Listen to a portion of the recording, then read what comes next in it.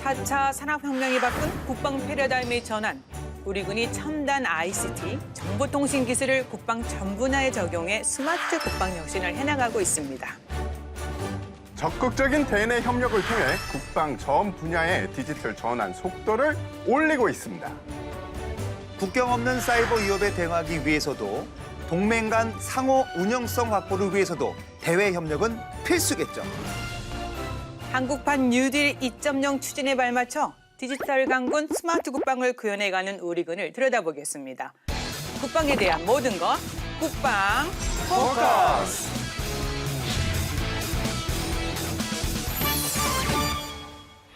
4차 산업혁명을 통한 지능정보기술 시대. 정보통신 분야 기술 발전 속도가 엄청납니다.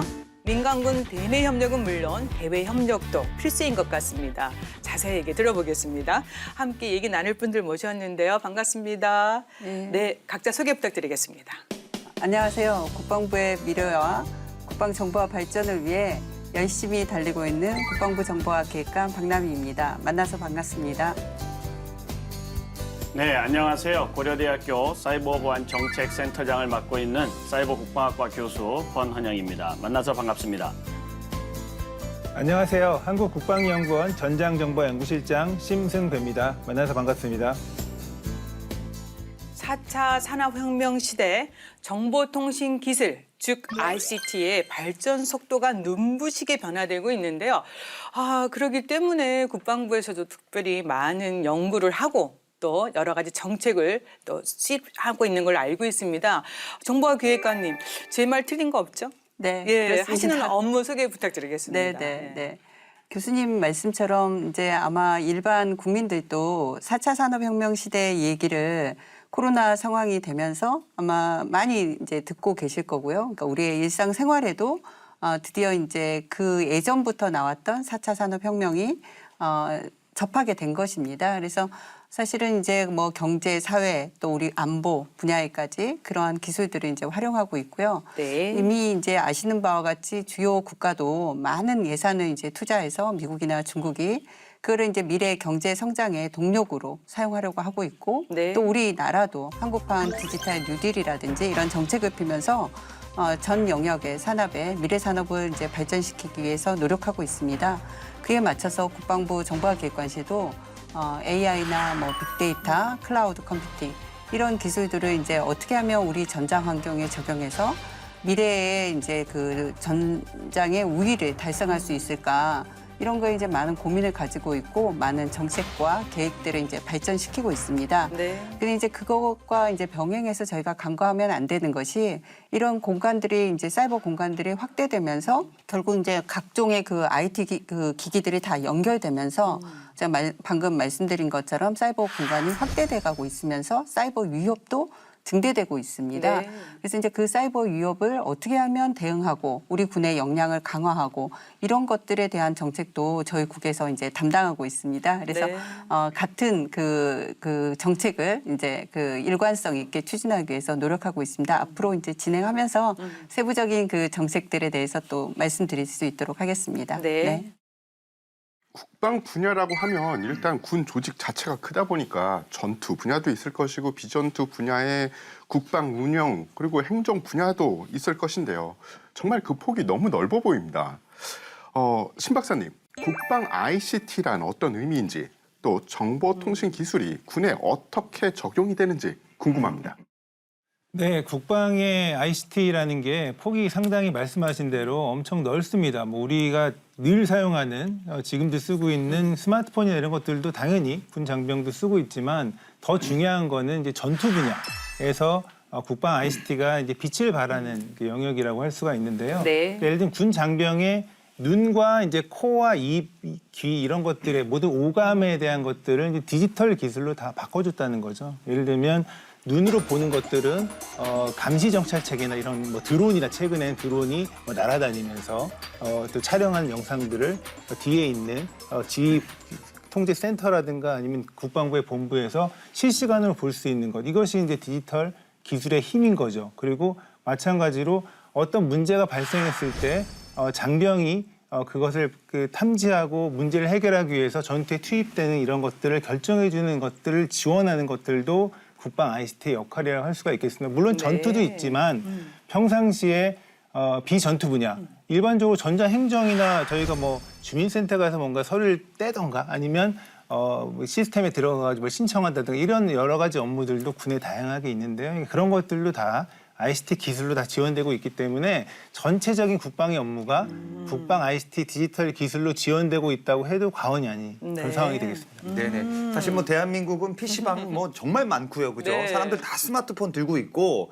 그러니까 뭐 정보통신 기술 인프라 정말 훌륭하고 대한민국이 세계 최고지 않을까, 국민 수준이. 그래서 질문 좀 드리는데 국방 ICT 관련 사업을 추진하는 데 있어서 굉장히 강점이 있을 것 같아요, 교수님. 우리 눈높이에 맞춰 설명 좀 해주셔야 돼요. 너무 어려우면 안 역시, 돼요. 예, 우리 황영진 씨가 너무 잘 알고 계시는 것 같아요. 뉴욕에서 온 저널리스트 한 분 만났더니 저 황영진 씨랑 나이가 비슷한 젊은 분 같은데 네네. 예, 그분이 PC방이라고 발음을 해요. PC방. 예, 뉴욕에서 온 사람. 미국인인데. 예, 미국 사람인데. 그래서 PC방에 가서 자기가 스타크래프트를 해봤는데 역시 스타크래프트는 한국 사람이 잘할 수밖에 없대요. 왜냐하면 이렇게 빨리 작동이 되는 거는 처음 해봤다는 거예요. 그래서 그 정도로 우리가 ICT 인프라가 좋고 국민들이 IT 활용하는 능력이 되게 뛰어나요. 그래서 우리가 한 2010년 전후부터는 세계 1등 국가가 됐어요. 이게 뭐 명실공히 전 세계가 유엔이 인정한 전자정보 세계 1등 국가, 정보통신 인프라 1등 국가, 5G 최초로 상용화한 나라, 자부심을 가져도 됩니다. 네. 그렇게 됐더니 북한이 공격할 것도 많아진 이런 상황이 됐어요. 그래서 북한이나 중국이나 외국에서 공격하기도 더 쉬워진 나라. 우리가 제일 잘할 수 있는 나라이기도 하고 또 열심히 온 국민이 함께 지켜야 될 나라이기도 합니다. 그렇군요. 그래서 이제 우리 군은 전 분야에 걸쳐서 국방 혁신도 동시에 추진하고 있습니다. 국장님, 국방부의 이 정보와 비전 조금 더 강조해 주시고요. 네. 관련해서 추진하고 있는 주요 정책이 있다면 어떤 게 있을까요? 네. 지금 이제 우리 교수님도 말씀하시고 또 우리 권 교수님도 말씀하시고 밖의 세상이 역동적으로 이제 변하고 있거든요. 그에 맞춰 저희도 이제 비전이 디지털 강군, 스마트 국방입니다. 그래서 이제 결국 저희가 국방부가 그 어떻게 보면 정책 브랜드로 가지고 있는 국방개혁 2.0 이 달성을 위해서 이런 그 디지털 기술, 스마트 기술을 활용하는 게 이제 목표이고요. 또 그런 것들을 통해서 국방 업무나 전투 분야 이런 분야를 혁신적으로 발전시키는 게 저희의 추진 중점 사항입니다. 구체적으로 이제 한 3가지 정도 제가 추진 중점 사항을 말씀을 드리자면 네. 지금 이제 뭐 5G 1등 뭐 초고속망 1등 한 것처럼 저희도 군에 네트워크가 있습니다. 군 통신망. 근데 이게 있어야지 그 도로가 있어야지 위에 올라가는 자동차들이 빠르게 순환하는 것처럼 그 초고속 통신망이 이제 구축된 지가 한 10년이 됐어요. 그래서 이거를 이번에 미래의 그 전장에도 저희가 지원할 수 있는 형태로 그 네트워크 이제 전부 그 금년도부터 사업을 해서 전부 이제 바꿉니다. 그래서 초고속, 초융합 이런 이제 고속도로를 군에 하나 이제 건설을 하는 겁니다. 이런 이제 고속도로가 건설된 속에서 많이들 요즘 뭐 일반인들도 관심 있는 AI. 이제 우리 병력도 감소하고 그러면 이제 그 일을 누군가가 해야 되잖아요. 그게 이제 우리가 그 밖에 산업에서도 인간을 대신해서 할 수 있는 지능이 있는 그거 바로 이제 AI. 네. AI 기술을 어떻게 하면 군의 전투 분야와 비전투 분야에 활용할 수 있고 좀 더 적기에 할 수 있을지 이 분야에 대한 이제 노력들을 많이 하고 있습니다. 그럼 그것과 병행해서 제가 이제 말씀드린 것처럼 사이버 역량. 뭐 날이면 날마다 요즘에 이제 기사에서도 나오고 방송을 통해서도 나오고 또 실제 공격으로도 나오고 아마 여기 계신 분들도 어느 날 갑자기 내 그 은행 잔고가 털리지 않을까 또 내 핸드폰에 해킹이 당하지 않을까 그렇죠. 이런 그 걱정들을 다 가지고 있지 않습니까? 마찬가지입니다. 저희도 많은 데이터를 가지고 있고 그렇기 때문에 이제 군의 어떤 사이버 역량을 강화하려고 하는 노력도 많이 하고 있습니다. 그중에 이제 제일 중요한 게 인력을 어떻게 하면 정예화시킬 것인가. 또 우리가 가지고 있는 주요 자산인 사이버 사령부. 이 사이버 사령부가 어떻게 그런 업무들을 임무를 완수할 수 있을 것인가, 미래의 그 위협에도 어떻게 대응할 수 있을 것인가, 이런 것들이 이제 제가 많은 일들을 하고 있지만 3가지 중점 사항으로 저희가 하고 있는 일들을 네. 말씀드렸습니다. 아, 우리 국장님 굉장히 바쁘십니다. 자, 그리고 이제 저는 이제 가장 중요한 게 군에서는 이제 보안이 생명 아닙니까? 그러기 위해서는 이제 안정성과 보안성, 그러면서 융통성 있게 편리하게 이용할 수 있도록 노력이 필요한데 박사님 어떻게 보십니까? 말씀하신 대로 네트워크가 막 끊기고 이러면 짜증나죠. 엄청 화가 나죠. 예, 좀 예. 뭐 이게 영화나 드라마 제가 좀 즐겨 보는데 보다가 갑자기 끊기면 극적 순간에 갑자기 끊기면 완전 황당합니다. 허탈하고 막 이런 부분들이 있는데 군에서도 끊김없이 뭔가 연결되는 것이 가장 중요하고요. 그러니까 군의 네트워크라는 게 그래서 2중화, 3중화, 뭐 4중화 되어 있습니다. 예를 들면 유선을 쓰다가 안 되면 무선으로 연결하고 그러니까 무선을 쓰다가도 안 되면 위성으로 연결하고 이런 네. 쪽으로 가기 때문에 그런 연결성 보장 군에서 되게 중요하죠. 네. 왜냐하면 군에서 작전을 하고 있다가 갑자기 네트워크가 끊겨가지고 정보를 못 받는데 그런 상황에서 적을 마주치면 큰일 나지 않겠습니까? 그런 부분이 있기 때문에 네트워크의 연결성, 생존성 보장은 상당히 중요하다고 보고 있고요.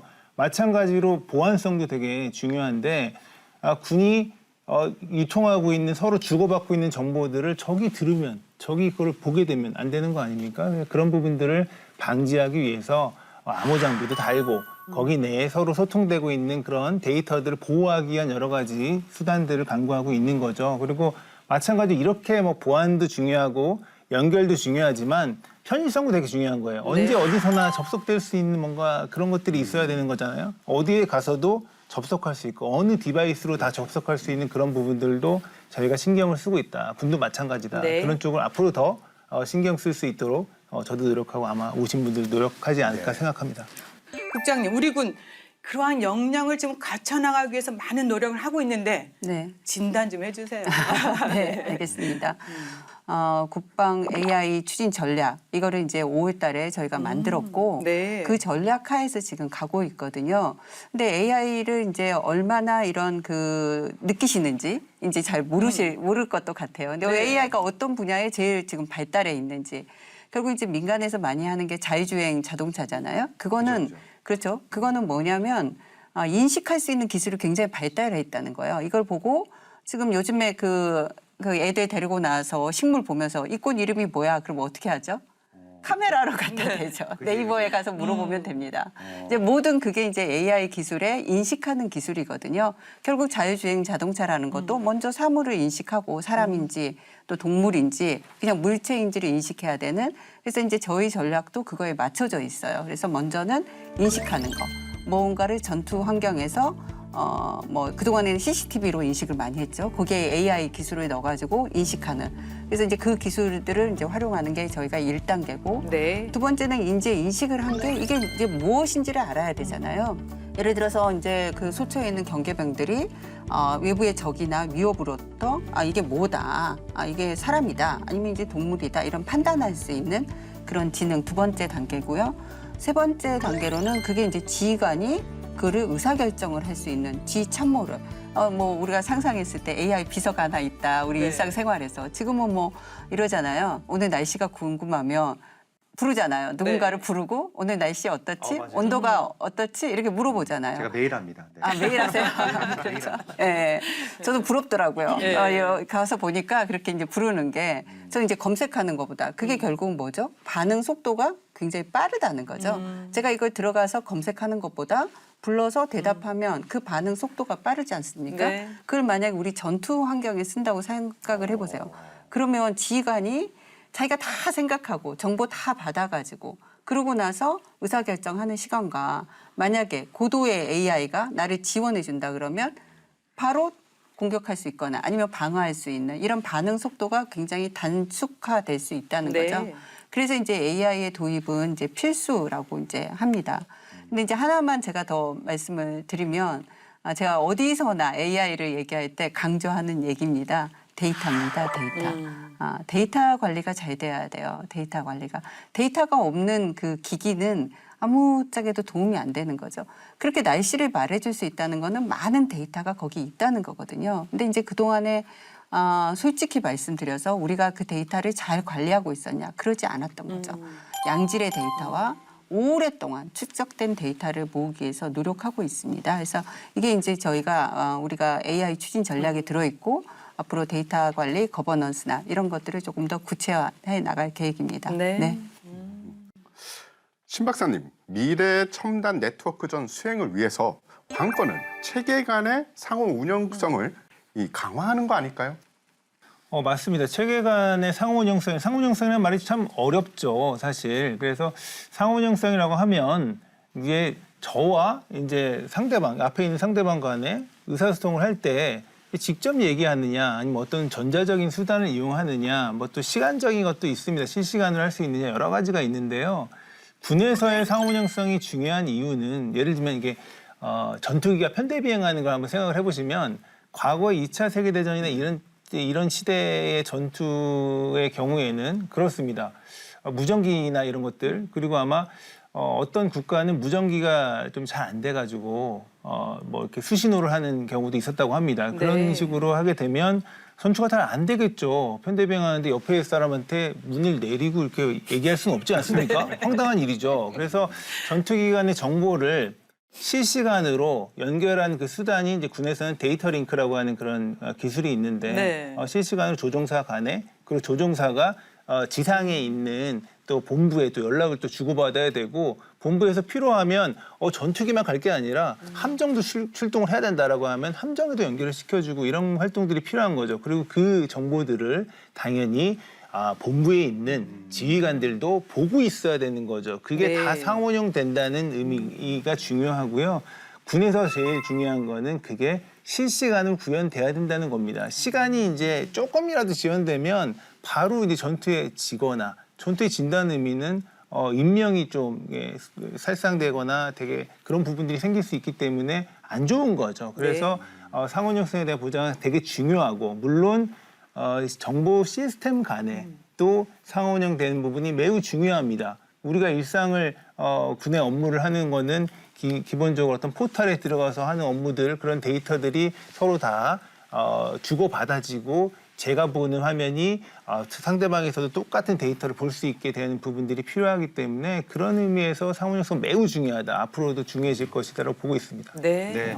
최근 그 방위 영역이 땅, 뭐 하늘, 바다, 우주, 그리고 또 하나의 사이버 공간까지 이제 한단 말이에요. 왜냐면은 G 통제 체계가 뚫리면 안 되지 않습니까? 그래서 교수님 질문 좀 드려보겠습니다. 사이버 방어 체계를 갖추는 것, 뭐 사이버 위협을 차단한 노력, 이 계속 병행되지 않을까 생각이 드는데요. 역시 공부를 많이 예, 예. 하고 오신 것 같아요. 거의 전문가 수준 됐어요. 네. 제가 답변하기 어려운 것까지 질문을 하시는 것 같은데요. 그 육해 공군은 우리가 뭐 사람이 살면서 늘 있었던 지구 공간에 싸우느라고 육해 공군은 우리가 다 잘 알아요. 네네. 근데 우주 전쟁을 할 수 있는 나라는 몇 나라 없어요. 근데 이제 예를 들어서 우주로 미사일을 보냈다가 우리 이 나라나 지역을 타격하면 네네. 이거 이제 우리 우주에서 막아야 되는 거거든요. 그래서 그런 내용들을 하는 게 이제 우주군이라서 미국에서, 특히 미군에서 굉장히 관심 있는 그 전장 지역이에요. 그리고 우리하고 이제 동일하게 나와 있는 우리나라는 사이버 공간이 전 세계에서 1등으로 잘 갖춰진 나라죠. 그죠, 네. 모든 사람이 이제 클릭으로 돈 이제는 몇 천만 원씩 보내잖아요. 그럼요. 몇 억도 보내고. 네. 그런데 이거 단순에 이제 망가질 수 있거든요. 그래서 사이버 공간을 우리나라가 잘 발달시켰고 또 사이버 경제까지 굉장히 선진국 형태로 지금 와 있는 거거든요. 이 디지털 경제가 1등으로 와 있기 때문에 우리나라는 지켜야 될 게 굉장히 많은 거예요.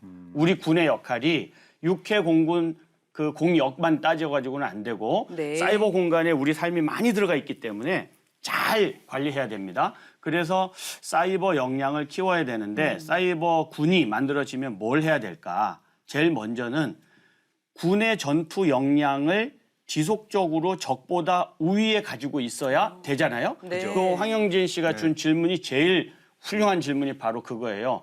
이 지휘 전투 체계 하는 사이버 우리 군 전체의 자원을 잘 보호해야 그럼요. 국방력을 그대로 발휘할 수 있어요. 네. 1번이 최고는 그거예요. 그런데 그것만 갖고 안 되죠. 왜냐하면 바깥의 통신망도 막아야 되고 금융망도 막아야 되고 그죠. 방송망도 막아야 돼요. 우리 지금 전기 전자 제어하는 거 다 통신으로 합니다. 그러면 갑자기 집에 전기가 다 나가거나 수도 가스가 나가거나 하는 공격을 적들이 할 수 있어요. 이런 일들은 벌써 이루어지고 있습니다.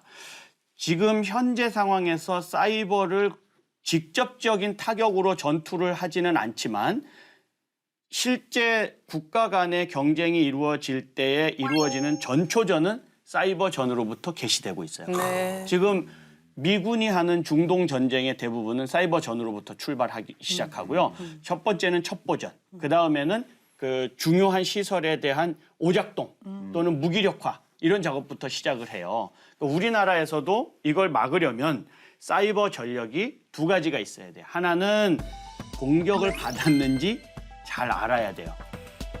해킹 공격은 잘하면 우리가 공격받은 것도 모르는 채 넘어가는 경우가 많아요. 그리고 이미 공격받아서 오염돼 있는데 언제 작동을 시킬지를 적들만 판단할 수 있어요. 얼마나 위험한 상태예요. 네. 그러니까 우리가 공격받았는지를 아는 거. 그러니까 우리가 어느 지역이 취약한지를 알아내야 돼요. 두 번째, 공격을 해오면 누가 공격했는지 알아야 돼요. 네.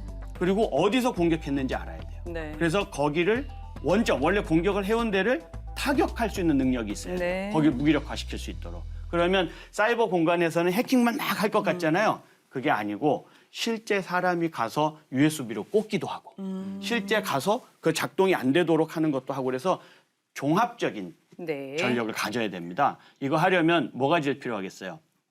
실력 있는 사람이 제일 많이 필요해요. 아, 인재. 해커 한 명이 네. 1,000만 명의 군대를 이길 수 있는 시대가 옵니다. 네. 그래서 독일은 사이버군을 이미 만들었고요. 사이버군 총장, 참모총장이 있는 거예요. 그런 식으로 만들어지는 겁니다. 네. 그리고 미국은 이제 전 세계에서 가장 뛰어난 사이버 기술 역량을 가지고 있고 중국은 공격 능력이 상당히 많은 사람을 굉장히 많이 키우고 있어요. 북한도 상당한 수준으로 갖고 있어서 지금 우리나라까지 하면 한 대여섯 개 국가가 사이버 역량 부분에서 상당히 큰 역할을 하고 있는데 국방부에서 지금 그런 역량을 갖추고 세계적으로 우위를 갖추기 위해서 노력을 많이 하고 있습니다만 국민들이 좀 더 밀어주셔야 될 것 같습니다. 네, 알겠습니다. 그리고 이제 전투 분야뿐만 아니라 국방, 이제 업무 분야에도 네. 스마트 국방 지금 추진 중인데요. 네. 뭐 예를 들면은 이제 국방 정보와 서비스 개선, 네. 또 빅데이터를 활용해서 장병의 삶의 질을 향상시키고요. 또 네. 국방 운영 업무 자체를 뭐 생산성을 또 효율성을 강화하는 네. 이런 쪽으로 지금 방향이 틀어지고 있는 거죠. 네, 네, 그렇습니다. 예. 네. 요즘에는 뭐 장병 삶의 질, 복지 이거에 이제 모든 국민들도 관심이 많고 네. 또 국방부 정책부서나 또 야전이나 누구나 다 지금 관심 있는 분야라서 1차적으로는 이제 장병들의 직접적인 삶에 영향이 있는 피복이나 급식 이런 분야의 이제 데이터를 이제 분석하는 거를 저희가 시범적으로 좀 하고 있습니다. 그래서 피복 같은 경우도 어떻게 보면 밖에서는 자기 그 치수에 딱딱 맞는 옷을 이렇게 입는 거잖아요. 그런 분야에 이제 노력을 하고 있고 급식도 저희가 이제 그 군수국하고 같이 해서 시범 사업을 했습니다. 그래서 조금 더 이제 더 확대해서 그 범위를 확대해서 인재를 관리하는 스마트 인재 양성 그래서 뭐 평정이라든지 뭐 승진 진급 뭐 이런 복무 이런 것까지 할 수 있는 분야. 일단 군수가 이제 어떻게 보면 우리 그 운영하는 거에 메인 업무지 않습니까? 네. 그래서 이제 군수 분야가 이런 그 정비했던 것들, 물자 뭐 이런 분야까지 그 데이터를 모아서 분석하는 군수 빅데이터 분석 사업 이런 것들을 계획 중에 있습니다. 네. 이런 게 효과가 나서 또 이런 자리에서 말씀드릴 수 있는 그런 기회가 있었으면 좋겠습니다. 네. 네. 뭐 또 그런 시간 한번 또 만들어 보죠. 예. 네. 이렇게 이제 4차 산업혁명 시대 눈부신게 발전하는 민간의 첨단 그 정보통신 기술을 우리 군이 좀 조기에 도입해서 군 첨단화를 신속히 추진하고 또 민간은 군을 또 실험의 장으로 네. 또 활용하고 네. 또 그 이익 창출을 활용할 수 있는 군과 민의 윈윈 전략. 네. 이거 중요한데 이런 네. 부분도 추진 중이죠. 국장님 어떻습니까? 네, 그렇습니다. 이제 민간과 협력해야 된다는 거는 어떻게 보면 필수적인 것 같아요. 옛날에는 필요하면 민간과 협력한다. 그랬는데 이제 그게 아니라 반드시 뭔가를 이제 도입할 때는 반드시 민간과 협력해야 되는 이런 상황인 거죠. 그래서 저희가 이제 쓰고 있는 방법은 사실은 이제 두 가지가 있습니다. 대표적으로는 앞으로 이제 이 방법도 좀 다양화 시킬 생각인데 첫 번째는 실험 사업이라고 있습니다. 말 그대로 실험해 보는 거죠. 좀 약간 그 군에 적용해서 그 활용이 될지 안 될지 모르는 이런 신기술들을 1, 2년간 실험 부대를 선정해서 실험을 하고 그게 효과가 있으면 다른 부대로 확장해 나가는 네. 이런 실험하는 방법이 있고요. 또 저희 예산은 아니지만 과학기술정통부라든지 산업자원부 이런 데 예산을 써서 R&D를 이제 투자해서 하는 그런 것들을 지금 하고 있습니다. 그런데 이제 여기서 이제 우리 교수님께서 말씀하신 대로 저희는 이제 저희만 좋아서 그렇게 타부처랑 협업하고 그 돈을 좀 써야 되겠다 이랬는데 그게 아니라 상대 부처에서도 장점이 그 이제 군의 어떤 테스트 베드 환경을 만들어서 그거를 이제 직접 실험을 한번 해보는 거죠. 대표적으로 뭐 해안 경계 시스템에 AI를 넣고 이런 것들 같은 경우는 과기정통부가 이제 우리가 딱 짜여진 환경에서 그걸 테스트해보고 그게 민간의 산업에도 영향을 미치고 또 민간 업체에서 개발을 더 성숙시키고 이러면 나중에 군으로 다시 들어오는 이런 이제 서로 윈윈하는 네. 말씀하신 대로 네 그래서 이런 방법들을 많이 쓰고 다양화시키려고 하고 있습니다. 네. 점점 많은 그 제도와 정책에 대해서 이해가 잘 되고 있습니다. 또 마침 또 국방 ICT 관련해서 얼마 전에 반가운 소식이 있었습니다. 네. 우리 국장님은 잘 알고 계시는데요. 국방부와 이제 과기정통부 간에 업무 협약을 체결했습니다. 자, 어떤 내용인지 좀 소개 좀 부탁드리겠습니다. 네. 이번에 이제 8월 17일에 두 장관님을 모시고 했는데 좀 의의가 있다고 한 거는 ICT 지원단 뒤에 가서 이제 말씀드리겠지만 이 일을 전문적으로 그냥 단순히 이례적으로 만나서 좋은 얘기하고 다음에 다시 만나서 다시 더 좋은 얘기하고 그런 게 아니라 네. 좀 체계적으로 돈도 투자하고 사람도 그런 일을 전문적으로 할 사람들을 네. 할 수 있는 그런 조직을 좀 같이 해서 ICT 지원단이라고 네. 국내 이제 과기부 산하 연구기관인데 정보통신기술평가원이라고 우리나라의 R&D 전체를 하고 있는 기관이에요. 네. 올해 예산이 1조 6천억 원. 엄청나지 않나요? R&D 예산이. 네. 그 기관에 ICT 지원단을 만들고 국방 ICT에 대한 어떤 기획을 같이 해보자. 이런 거를 이제 협약을 했고요. 하나 이제 에피소드로는 그날 이제 장관님들만 오신 게 아니라 그 유수의 연구기관의 원장님들이 오셨어요. 네. 그래서 전파통신연구원, 에트리라고 들어보셨는지 모르겠어요. 에트리 원장님, 그다음에 IITP, 그 정보통신기술평가원 원장님, 또 저희 부의 카이다 원장님 네. 이런 분들이 이제 같이 참여를 해서 앞으로 군 R&D나 신기술에 본인들도 지원하고 협조하겠다 이렇게 서로 약속하고 협약하는 그런 큰 의미가 있는 행사였습니다.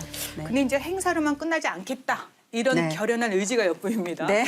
그래서 이제 국장님 말씀해 주신 대로 국방 ICT R&D를 전담하고 또 지원하는 네. 전단 조직으로 국방 ICT 지원단이 이제 설립했다는 말씀이신데 네, 네. 그러면 전문기관의 협력 체제 이제 앞으로 이제 계속 진행되면서 또 중요한 건 효과가 나와야 되잖아요. 네, 네, 예. 네. 그래서 좀 향후에 이 네. 지원단, 이 전담 네. 조직이 무슨 역할을 하는지. 네. 지금 교수님 말씀하신 것처럼 저도 기대와 우려와 두려움을 가지고 있는 게 솔직한 심정입니다. 조직 하나 만드는 거가 제일 어렵다고 생각하는데 네. 만들고 나면 이제 다들 세밀한 안경을 가지고 이 조직이 진짜 효과가 있는지 그거에 대해 이제 관심이 있거든요. 그래서 이제 현실적으로는 그 사람과 예산이 이제 말해준다고 저는 생각을 해서 많은 아직 이제 22년도 예산이 아직 확정은 안 됐기 때문에 기재부 단계를 이제 기획재정부의 단계를 거치고 국회 단계로 지금 넘어가고 있는데 그 어렵다는 신규 인력을 저희가 확보를 했고 네 그리고 이제 카이다 원장님이나 지금 나와 계신 우리 심승배 실장님이 적극적으로 지원을 해줘서 인원도 파견을 해줬어요. 그래서 그 여건을 갖춰놨고 교수님이 말씀하신 성과가 곧 나오도록 더 열심히 저희가 하도록 하겠습니다. 근데 이제 뭐 뒤에 좀 말씀드리겠지만 AI 소프트웨어 인재 양성이라든지 네. R&D 이런 것들은 이미 이제 예산에 올라가 있거든요. 네, 뒤에 가서 또 조금 더 말씀드리겠습니다. 이 국장님 말씀처럼 한국국방연구원도 참여를 했다고 이 말씀을 들었는데 앞으로 큰 역할을 하게 될 것 같은데 이 실장님 어떻습니까? 저희도 말씀하신 대로 그 소중한 인력을 파견을 했습니다. 그래서 과기정통부와 국방부 간에 이렇게 협업하는 경우가 종종 있었지만 이렇게 긴밀하게 협업을 한 적은 없었던 것 같아요. 그러니까 일종의 뭔가의 콜라보 중에서도 이게 뭔가 케미가 좀 이렇게 뭔가 솟는 막 이런 듯한 느낌이 드는데 네. 이게 저희가 처음 첫 삽을 딱 푼 거란 말이에요. 그러니까 그런 부분들이 앞으로 이게 더 발전하고 확장되고 이런 쪽으로 하면 좋겠는데요. 그러니까 국방에도 할 일이 되게 많습니다. 뭐 과기 정통부의 기술 전략들도 많지만 국방에서도 아까 뭐 말씀하셨던 인공지능이라든가 데이터라든가 뭐 이런 것들 통신 5G, 6G 뭐까지도 이런 것들을 많이 연구를 해야 되는 것인데 그런 역할을 이제 잘 할 수 있을 거라고 생각이 들고요. 그런 쪽에서도 저희도 뭐 지원을 할 예정이고 또 그거 외에도 기본적으로 연구개발 사업이라고 하는 것들이 한번 기술을 만들어 보는 거예요. 기본적으로 어떤 네. 기술이나 어떤 시스템을 한번 만들어보고 시제품을 만들어보고 괜찮다 싶으면 군에서 도입해서 더 확대를 하는 그런 개념인데 그것들을 저희가 군이라는 그 조직 자체가 한번 모든 그 업무를 다 해볼 수 있는 그런 일종의 작은 국가이기 때문에 기술들을 한번 들여와가지고 빠르게 실험을 한번 해보고 아까 국장님 말씀하셨듯이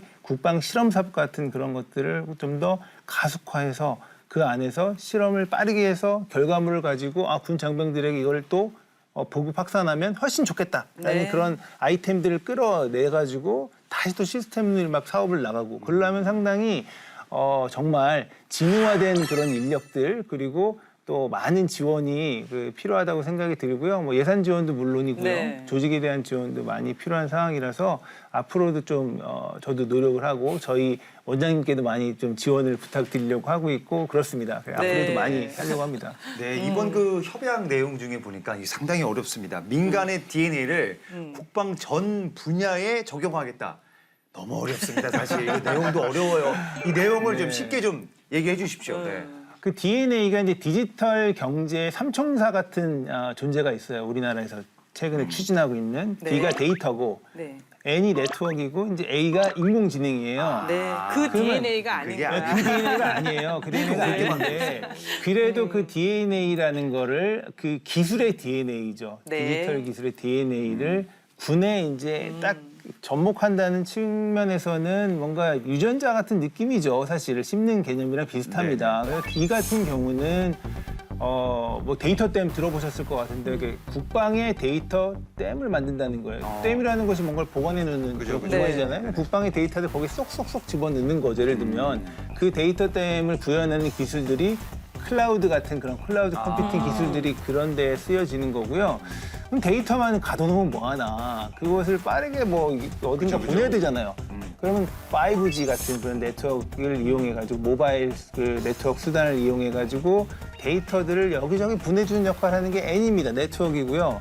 그럼 보내면 또 뭐합니까? 어디에 뭔가 써야 되니까. 그죠. 네. 그거를 정말 지능적인 결정, 지능적인 전투 지휘 이런 걸 하기 위해서는 인공지능의 역할이 필수적이고요. 뭐 최근에는 사람이 뭔가 무기들을 막 운영하잖아요, 원래.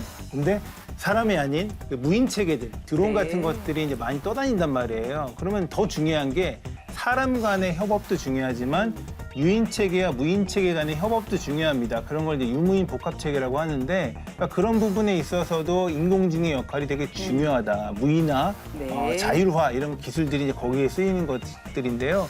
그런 것들이 더 중요하고 국방은 거기에 이제 S가 더 붙습니다. DNA에. 네.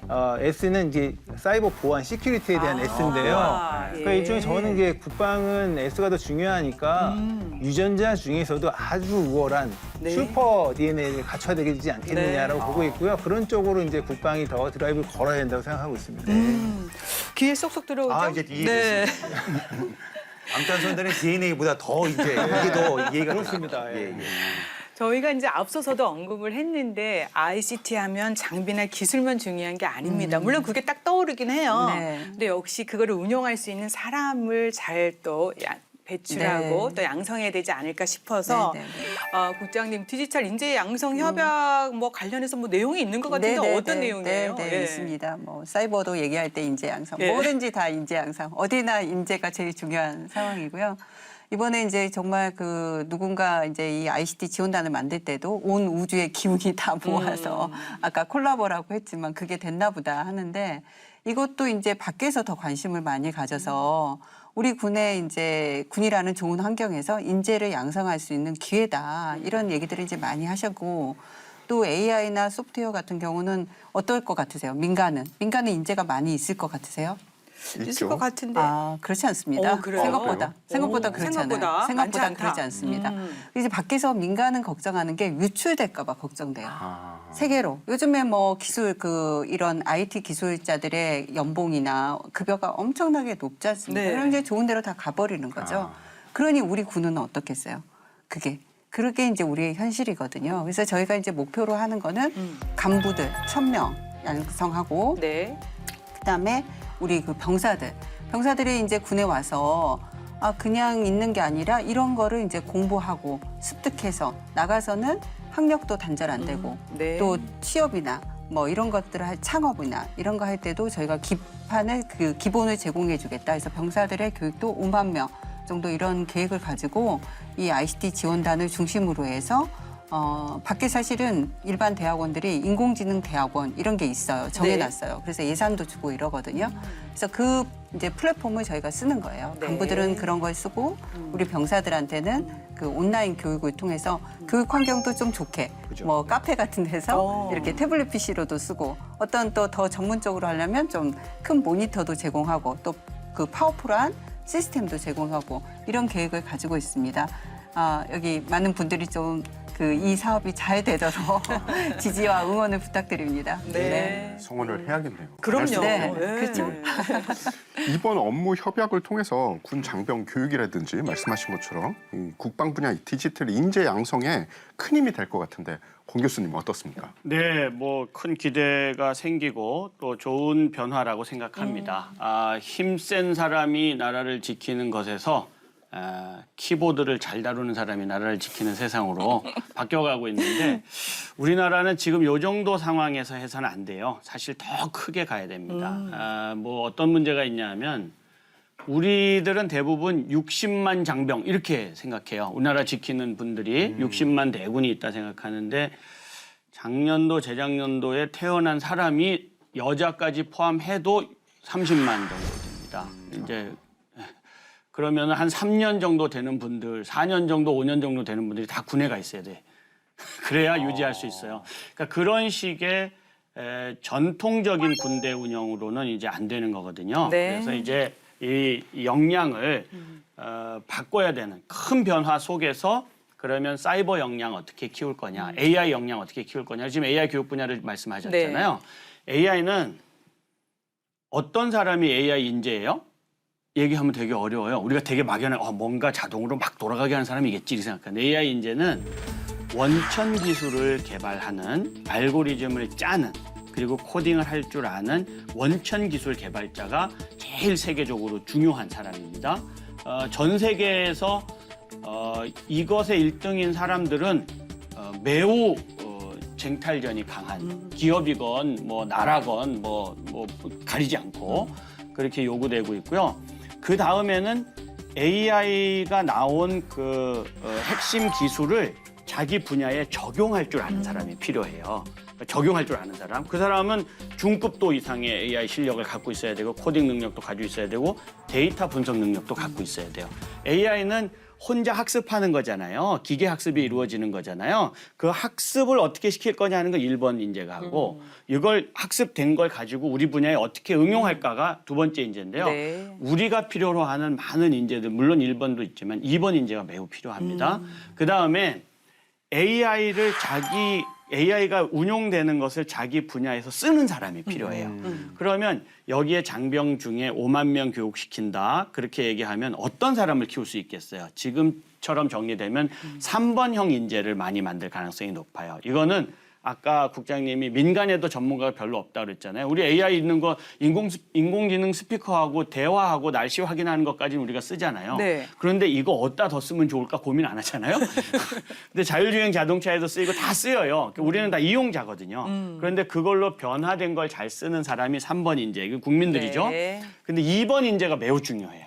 그러면 국방 분야에서는 뭘 해야 될까? 그러면 알고리즘은 있는데 이 데이터는 어디에서 갖다가 학습시켜야 내가 쓸 수 있는 걸로 만들어낼 수 있을까? 이걸 생각하는 사람이 필요한데 이거는 혁신적인 사람이라 해야 되고 그 분야의 업무를 잘하는 사람이라 해야 돼요. AI만 알아서는 안 돼요.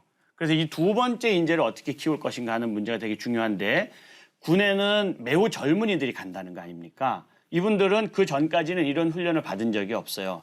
근데 여기에 간 친구들이 그런 훈련을 많이 받아서 나온다 그러면 요 5만 명씩 가서 훈련 받고 나오는 국방 인재들이 국가 전체의 인재들이 되겠죠. 네. 나와서 자기 분야에 가면 그런 관심을 좀 갖고 해야 되고 진짜 중요한 1번 인재. AI 기술에 있어서 미국이나 우리 경쟁국들 같은 특히 적국 같은 데에서 가지고 있는 역량보다 더 뛰어난 인재를 키우기 위한 이제 엘리트 인재 교육은 조금 더 다른 트랙으로 더 강하게 해 나가야 됩니다. 국방 ICT, R&D 이 고도화를 통해 미래전에서 승리를 보장하는 이 디지털 강군, 스마트 국방을 구해나가는 우리 군 또 알아봐야겠죠.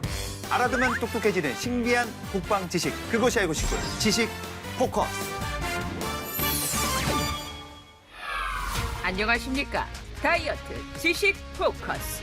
오늘의 포커스는 4차 산업혁명 시대 로봇과 드론, 가상현실과 증강현실이 낯설지 않은 요즘 정부는 신기술을 군에 신속하게 적용하기 위해 2021년도 민군기술협력사업 시행계획을 확정 발표.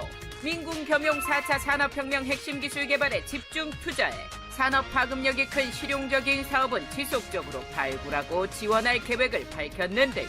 그렇다면 민군 기술 협력이 군에 어떠한 변화를 가져왔을까요? 지식 포커스에서 지금 알아봅니다.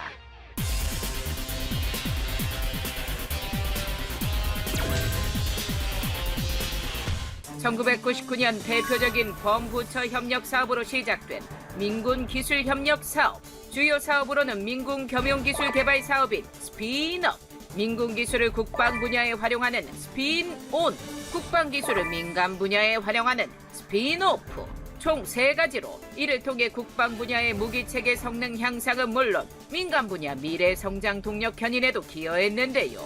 그렇다면 민군이 함께 개발 중인 사업에는 어떤 것들이 있을까요? 대표적인 기술로 3D 프린팅 기술을 꼽을 수 있습니다. 국방부는 3D 프린팅 기술을 국방 분야에 조기 도입해 민관군이 함께 국방 금속 부품 제조 기술을 개발했는데요. 이를 위해 각 군의 3D 프린팅 제조 기술을 보유한 업무 종사자를 대상으로 국방 전문 인력 양성 교육을 실시하고 있습니다. 다음으로 웨어러블 로봇 기술인데요. 영화 속에서나 보던 슈트형 로봇이 이제 부대로 왔습니다. 인적 자원 감소와 맞물려 작전 지속 분야의 고중량 반복 작업에서 오는 피로도 문제를 해결하기 위해 군에서는 작전 지속 지원용 로봇을 확대해 나가고 있는데요.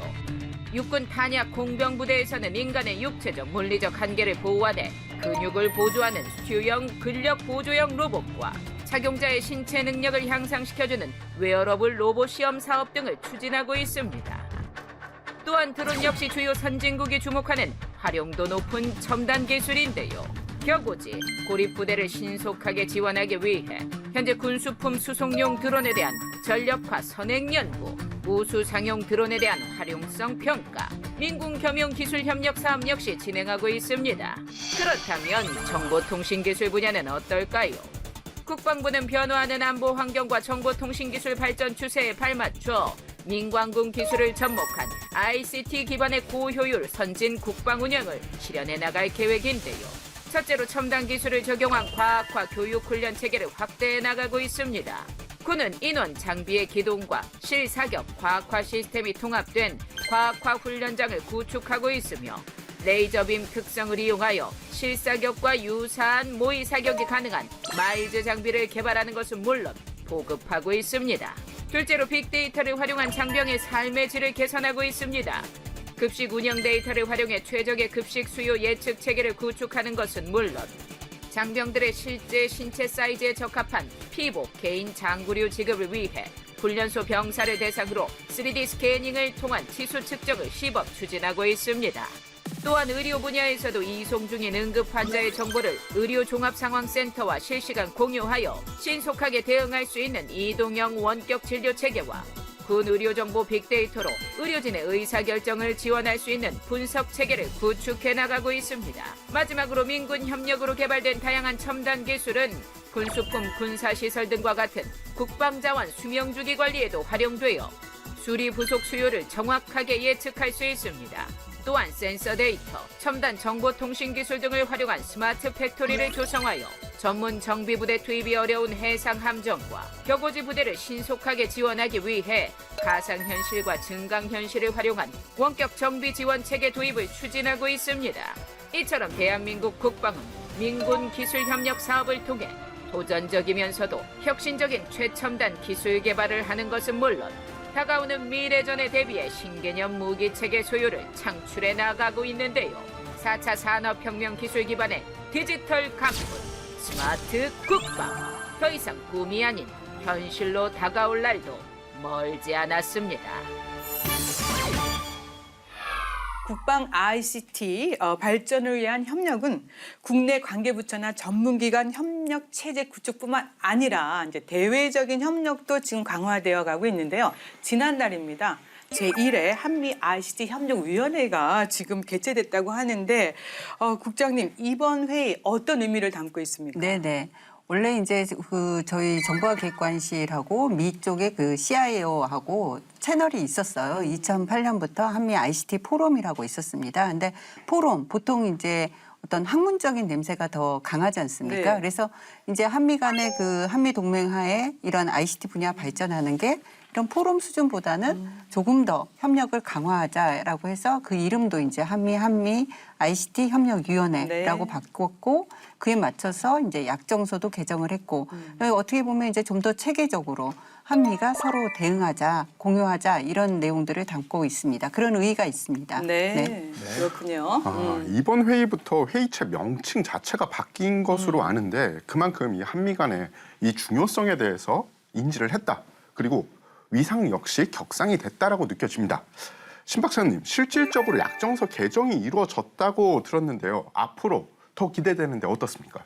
네, 포럼에서 위원회로 바뀌었다는 거는 여러 가지 의미가 있을 수 있는데요. 가장 중요한 거는 좀 실무적인 뭔가 협력이 강화됐다는 부분이 있을 것 같아요. 그러니까 뭐 일종의 실무적인 워킹 그룹 같은 걸 돌려서 분야별로 협업을 좀 할 수 있는 그리고 저희가 한국군이 좀 뛰어난 부분들은 미군에 도움을 주고 미국이 뛰어난 부분들은 저희가 수용하는 이런 것들의 의미가 있다고 보는데요. 그러니까 네. 그런 부분들의 협력이 앞으로도 더 지속 강화될 거라고 생각하고 있습니다. 그래서 좀 더 살펴보고 싶은 게요. 이번 회의를 통해서 글로벌 사이버 이제 위협 대응에 대해서 양국 간에 이제 공감을 했다는 겁니다. 네, 이제 이런 부분에 대해서 국장님 좀 더 네, 의미를 네. 부각시켜 네, 주시겠습니까?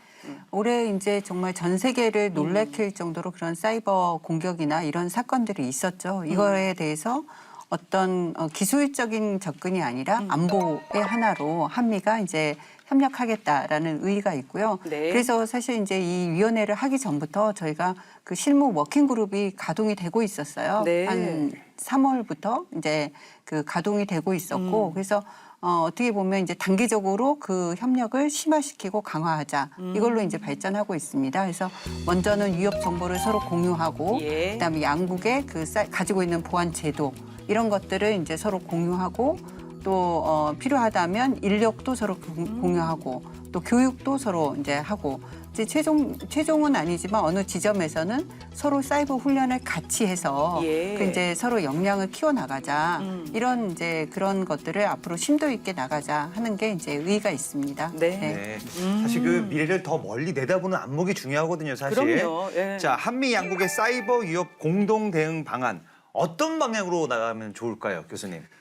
이번 계기로 아마 한미동맹에서의 사이버 분야의 인식이 훨씬 더 높아졌다는 거를 알게 되는 것 같고요. 예. 그다음에 이제 사이버 공격이 이루어지면 이거를 그냥 해커가 장난한 건지 아니면 적국의 군인이 한 건지 이런 거를 식별해내야 돼요. 네. 식별해내면 이건 공격은 국제법 위반이 될 수 있으니 어떤 조치를 취하자라는 형태의 제재 조치까지 갈 수 있어야 됩니다. 네. 이 문제를 가지고 지금 미국을 중심으로 하는 서방과 그다음에 러시아와 중국을 중심으로 하는 그 공산 세력들 간에 지금 싸움이 이루어지고 있어요. 네. 이 사이버 공간에서 냉전이 벌어지고 있는데 이 가치 협력을 통해서 예방하기도 하고 예. 그다음에 문제를 해결하는 데에도 도움을 받을 수 있는 그런 큰 변화가 나아가고 있습니다. 실제 현장에서는 우리 군 그 사이버 인력들이 이제 최근에 그 저희 고려대학교 사이버국방학과 졸업하신 장교들이 많이 가서 현장에서 일을 하는데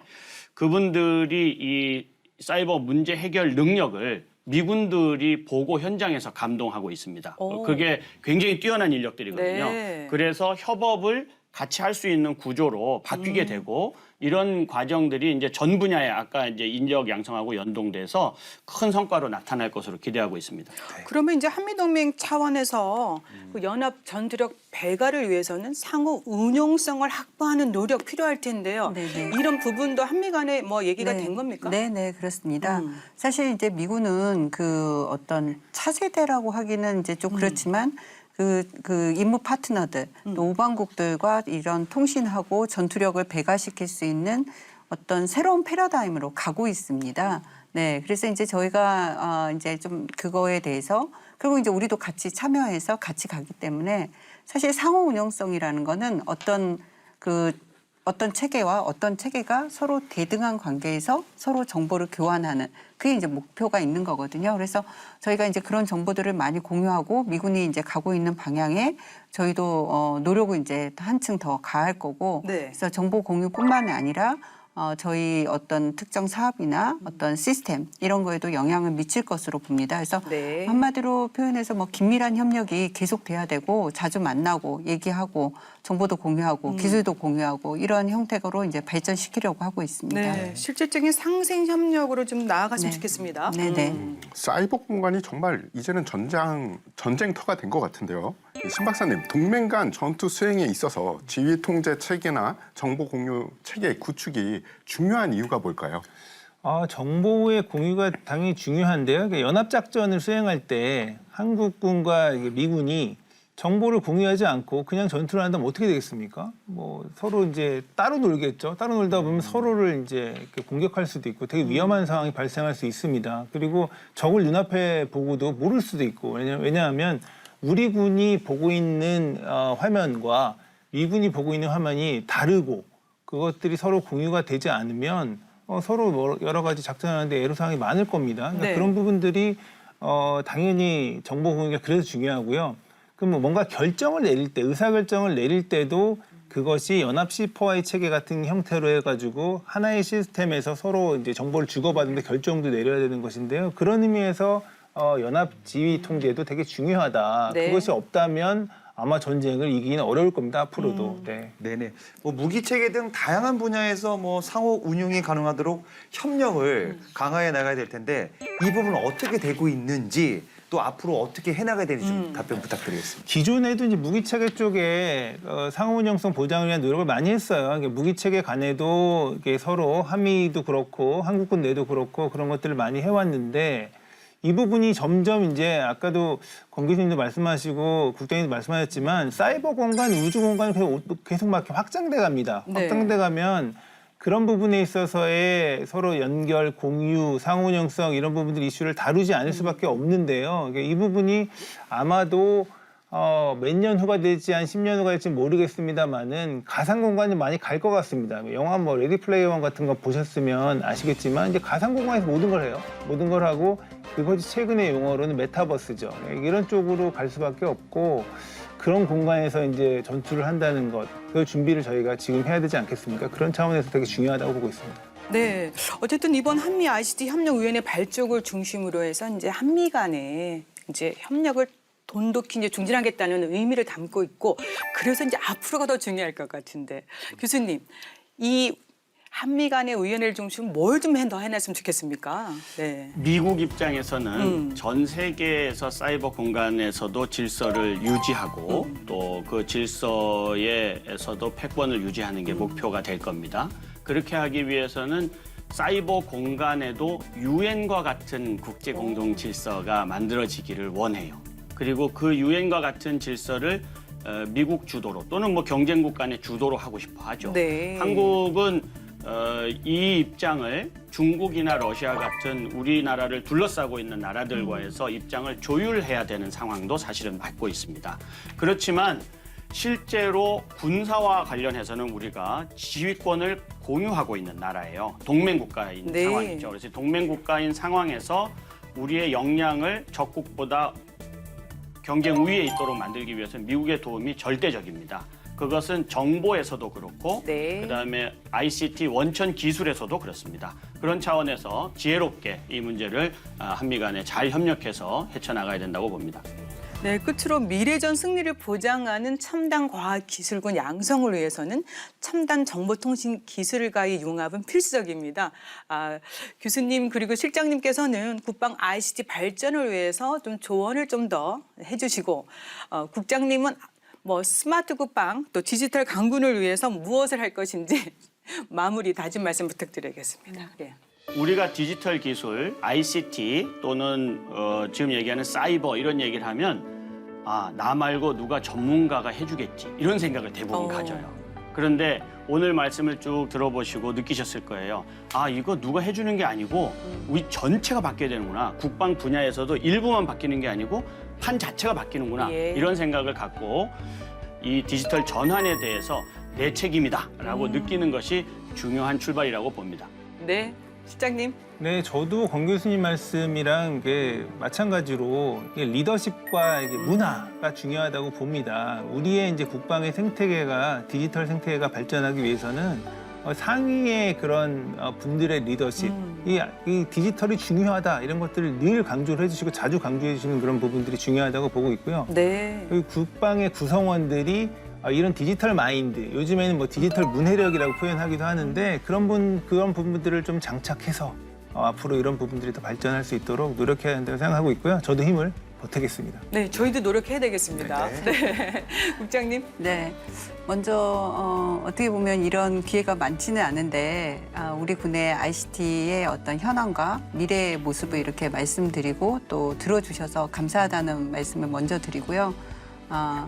오늘 이렇게 뭐 교수님과 옆에 또 이런 출연하신 분들의 이런 얘기를 들어보니까 제가 더 열심히 해야 되겠다는 어떤 도전 의식도 생기고 그렇습니다. 네. 저희의 안보 환경과 뭐 ICT 기술의 하루가 다르게 발전하고 있는 이런 환경에서 우리 군이 첨단 미래군으로 발전할 수 있도록 미력하나봐 힘을 보태고 또 리드할 부분은 리드할 수 있도록 그렇게 하겠습니다. 감사합니다.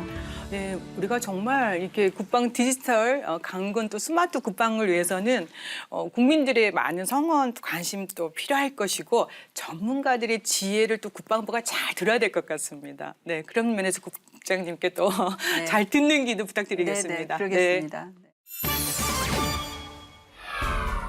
오늘 대내외 협력을 통해 국방 ICT 혁신을 이뤄가고 있는 우리 군에 대해서 얘기 나눠봤습니다.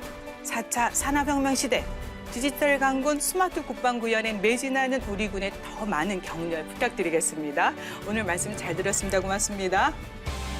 국방에 대한 모든 것 국방 포커스 오늘 여기까지입니다. 저희는 다음 시간에 다시 찾아뵙겠습니다. 감사합니다. 감사합니다. 감사합니다.